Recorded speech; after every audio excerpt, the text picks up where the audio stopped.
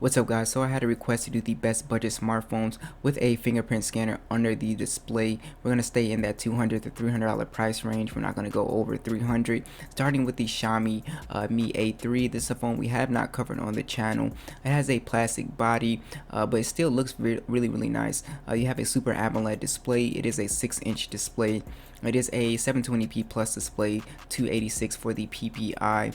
You do have Android 9, and what's cool about this phone is you have Android 1, so you should have some guaranteed updates with this phone, along with the Qualcomm Snapdragon 665 and the Adreno 610. So not a bad chipset at all, and I'm really impressed with that Super AMOLED display for, you know, almost 150 price range. Now you do have micro SD support up to 256 gigs, along with 64 gigabytes of storage and 4 gigs of RAM. You also have a 48 megapixel wide and 8 megapixel ultra wide and a 2 megapixel depth sensor that shoots in 2160p, along with a really nice 32 megapixel selfie camera that shoots in 1080p.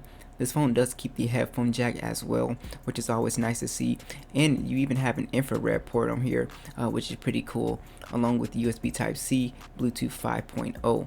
Now you do have that fingerprint scanner under the display, which is nice, and this has a pretty beefy battery, a 4030 milliamp battery, so pretty nice, along with 18-watt fast charging. So might have to pick this up for the channel. It's pretty interesting. Next is the Bolden 1. So you do have that fingerprint scanner under the display, but this phone has a very premium design. It has a glass back, which is very nice, has a really good weight to it, 6.4-inch display, full 1080p, 403 for the PPI, beautiful full screen display with the pop-up camera.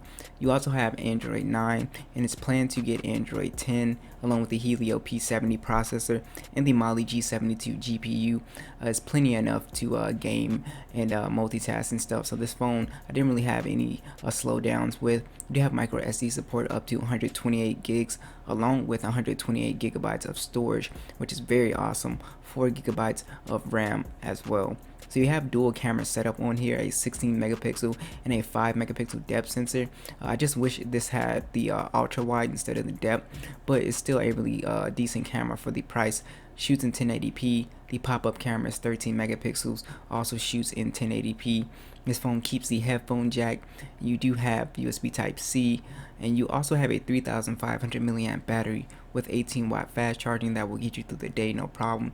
But this phone has 10-watt wireless charging, which is very impressive for its price range. So next is the Mi A3. Now it's a little bit more expensive, coming in at $289, but it's still a really great phone. So you've got a premium design, glass and metal.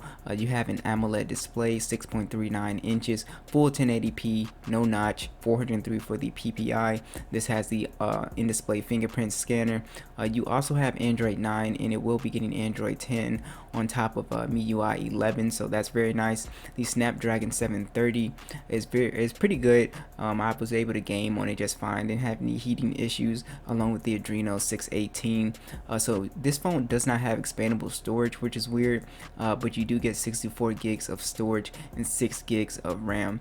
So you do have a pretty nice camera setup, a 48 megapixel wide, an 8 megapixel telephoto, and a 13 megapixel ultra wide that shoots in 2160p. And you also have that pop-up camera, which is one of my favorites because it has the LED light to let you know if you have notifications, and that also shoots in 1080p. Now you also keep the headphone jack on this phone, which is awesome. You have Bluetooth 5.0 along with NFC for mobile payments, and also USB Type-C. So you have a pretty nice 4000 milliamp battery. It has excellent battery life. You're looking at around 8 to 9 hours of screen on time if you're a light user, along with 18-watt fast charging. So this is one of my favorite phones for the price. Now next is the Umidigi X. So this comes in at $220, and I remember reviewing a Umidigi phone, but I'm not too familiar with the brand and how good their phones are. But this does have the under the display fingerprint scanner.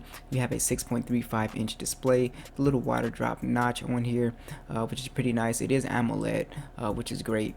So you do have a triple camera setup as well, with the main 48 megapixels, and you also have the Helio P60 processor, which is pretty good at this price point. You the Bolden one, because at this price point you're competing with the Bolden one, and you're even competing with the Xiaomi A3 at this price point. So this has a few trade-offs. You do have NFC on board with a pretty large 4150 milliamp battery with 18-watt fast charging.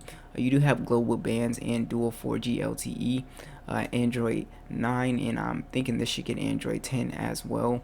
So I really like this phone. The build quality looks pretty solid. Like I said, I don't really review Umidigi phones, so I have to check them out. So I might end up picking this up just to see. Last is the Galaxy A50 for around $280.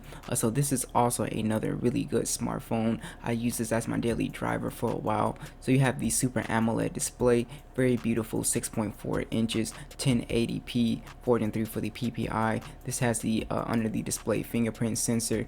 Now you do have a plastic body on here, but the phone had a nice weight to it, and it felt pretty premium, so I wouldn't worry about that. You have Android 9, and of course this is getting Android 10, the Exynos 9610 processor, along with the Mali G72 GPU. You also have micro SD support up to 1 terabyte, along with 64 gigs of storage and 4 gigs of RAM, so that's really awesome. Now the cameras on here were pretty impressive. So you have a 25 megapixel wide, an 8 megapixel ultra wide, and a 5 megapixel depth sensor, but it only shoots in 1080p. And you have that 25 megapixel selfie camera that also shoots in 1080p. The cameras on here took some pretty great photos, as I always praise Samsung's image processing, so you'll get some really nice photos in any lighting condition. For this price point, I think it was really good. 3.5mm jack as well, Bluetooth 5.0, along with NFC and USB Type-C. So you do have a 4000 milliamp battery, which lasted pretty long. It was really hard for me to kill this phone, so you should get about a day and a half, no problem, along with 15-watt fast charging. So thanks for watching this video, and I will catch you guys in the next one.